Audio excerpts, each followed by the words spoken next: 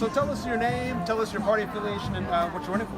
Okay, so I'm Jim Smith. I'm running for school board at large. I'm a Republican. I live in Clemens. And what made you decide to run? So I'm a PTA president currently at Morgan Elementary, and I've got 3 daughters, one in middle school and 2 in elementary school.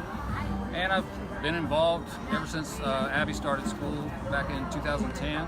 So just going to school board meetings and being a part of the AIG advisory board and being at meetings, but not really making all the decisions that happen at school board meetings. Those are done by the board. So if you want to be a part of them, you got to be at the table. It's kind of the natural transition, right? You have kids in school, and you see the decisions that are being made and how they affect them, and then you say, well, I have to get more involved if I want to have a positive impact. Yeah, exactly. Yeah. So I've been a stay-at-home dad for 13 years, and just natural progression. Yeah. So tell us what your priorities are. What kinds of issues are you going to be focused on if you're successful? Well, so what I've got written on the back of the card and on my website is to ensure that all children have the educational opportunities that are necessary to reach their full potential. So that's your main concern with education. Is you can't think or you can't calculate that cost if a kid doesn't reach their potential. You don't know what they could have done. And if we don't provide the opportunity for them to reach that potential, we've really done them a disservice, and we've done ourselves a disservice. So that's in a nutshell. The main thing, starting out with our situation right now, is 3rd grade reading. That's something we've got to fix and we've got to figure out. So.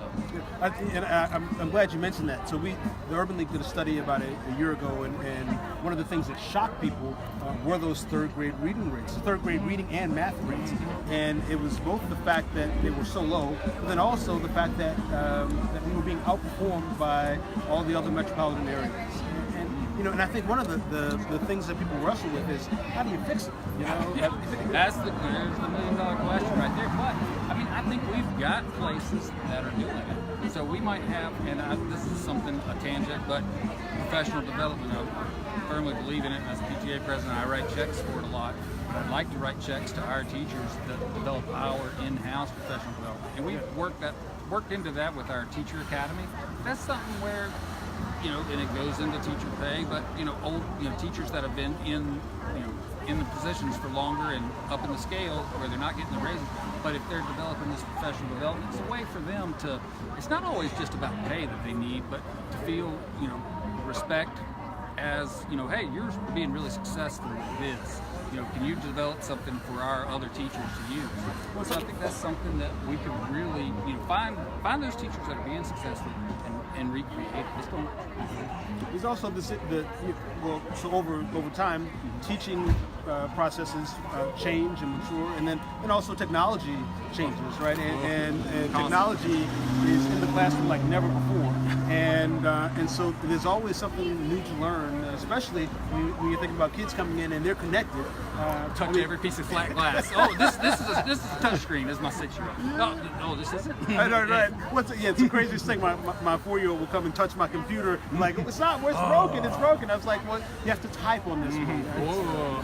Right. So it's 19 days before Election Day. What's your message to folks who are trying to make the decision about who to vote for? Yeah. So what I really want to do is make sure that children have that chance to get the educational opportunities so they can be successful. I really feel like if we don't do that, it'll be, we can't calculate that cost. And I give the example, all right, I'm diabetic.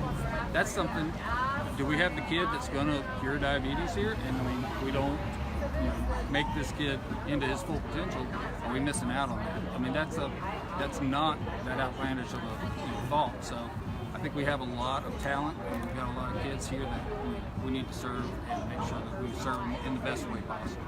I'm sorry, and I have one more question. One issue that's come up for a lot of folks who are supporters of the Urban League is about Ashley Elementary. Right. There's a lot of controversy about the building and mold and so forth. I'm curious about whether or not you've looked into it and what your thoughts are. I have, and I'll tell you, it was, what do they call it, deja vu? My kid goes to Haynes, so we where it was right before she went there, but the Haynesville rants, and I'm like, oh, this is, and that was, if you remember this current board, that was like their second meeting. Yeah. I'm like, man, this is coming right back around, isn't it? So, I mean, a lot of stuff's cyclical. Yeah. But, you know, it's a tough situation. And I'm looking at the bond, you know, they've got shovel-ready design plans, and nothing else is getting built out of that bond money until that 10 years is up. And so they've remedied that situation, is what the current board says.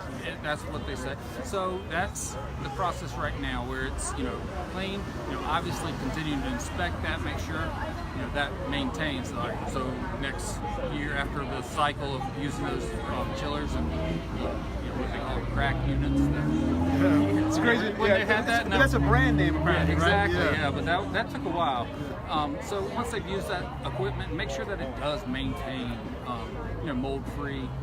That's, you know, that's the next step, is to make sure that we keep it safe, and get those kids, you know, that building's going to be there, and if, you know, obviously the choice is there, they want to get out, but, you know, I think we use that building, and then we, you know, get to the end of this bond. What are we, 2 years into it now? 16, is that right? That was the 2016 bond, so 8 years away.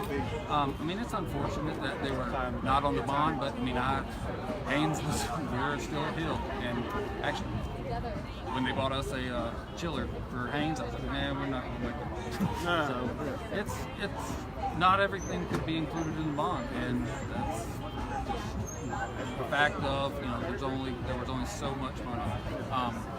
I do think that they've made it a safe school in the cleaning process. I do think like the monitoring processes, and surely that's in place to make sure that it maintains that.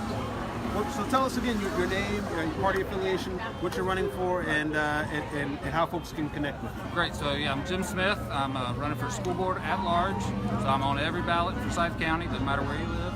And I'm a Republican, and I have a Facebook.